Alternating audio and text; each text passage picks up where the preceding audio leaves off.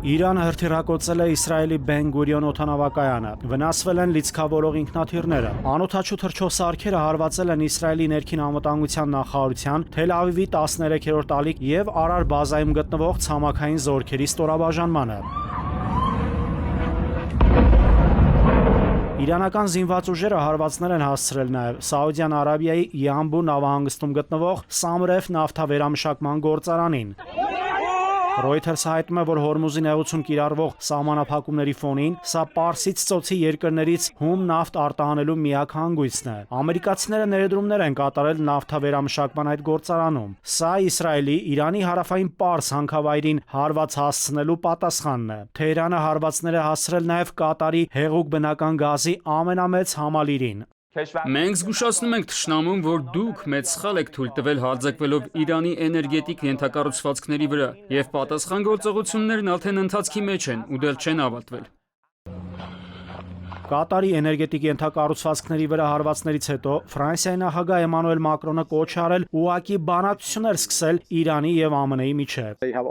Մակրոնի մտահոգությունը չհաջորդեց մեր գազային օբյեկտների վրա Իսրայելի հարձակմանը, այն հաջորդեց մեր պատասխան հարվածին։ Եվրամիության արտաքին գործերի եւ անվտանգության քաղաքականության գերագույն ներկայացուցիչ Կայա Կալասն է կոչ արել դադարեցնել պատերազմը Մերձավոր Արևելքում, ոչ թե տանել այն հետագա էսկալացիայի ճանապարհով։ Ըստ եվրոպացի բարձրաստիճան պաշտոնյայի, Կատարի էներգետիկ ենթակառուցվածքների վրա Իրանի հարձակումները խորացնում են քաոսը։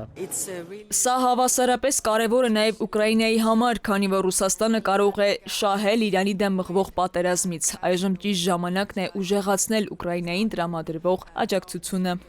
Սաուդյան Արաբիայում ԱՄՆ դեսպանատունն է հայտարարություն տարածել կոչ անելով Միացյալ Նահանգների քաղաքացիներին լքել Սաուդյան Արաբիան առևտրային չվերթներով, եթե դա անվտանգ է։ Սաուդյան Արաբիան զգուշացրել է, որ կարող է ռազմական գործողություններ ձեռնարկել Իրանի դեմ իրանական հրթիռների թիրախ դառնալուց հետո։ Իրանի կողմից ճնշումը կհակադարձվի քաղաքական եւ բարոյական առումով։ Մենք իրավունք ենք վերապահում ռազմական գործողություններ ձեռնարկել, եթե դա անհրաժեշտ համարվի։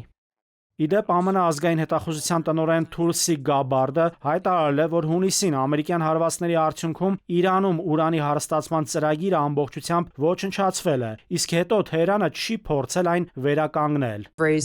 Իրանում ուրանի հարստացման ծրագիրն ամբողջությամբ ոչնչացվել է գիշերային մուրճ գործողության արդյունքում, իսկ հետո Թեհրանը ոչ մի փորձ չի ձեռնարկել այս ոլորտում իր ներուժը վերականգնելու համար։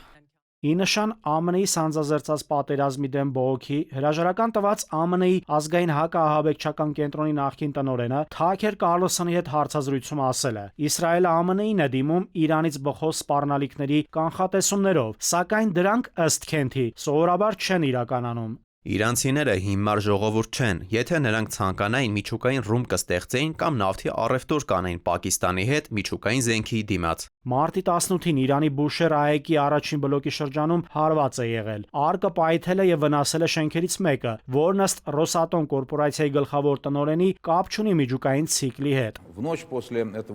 Ալեքսեյ Լիխաչովը հայտնել է, որ Ռոսատոմը նախատեսում է Բուշեր ԱԵԿ-ի աշխատակիցների հերթական տարհանում իրականացնել Հայաստանի տարածքով։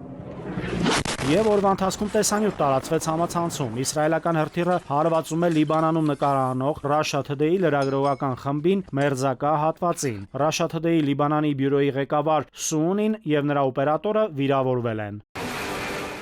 Նաիրի Մուրադյան, ժամը լրատվական։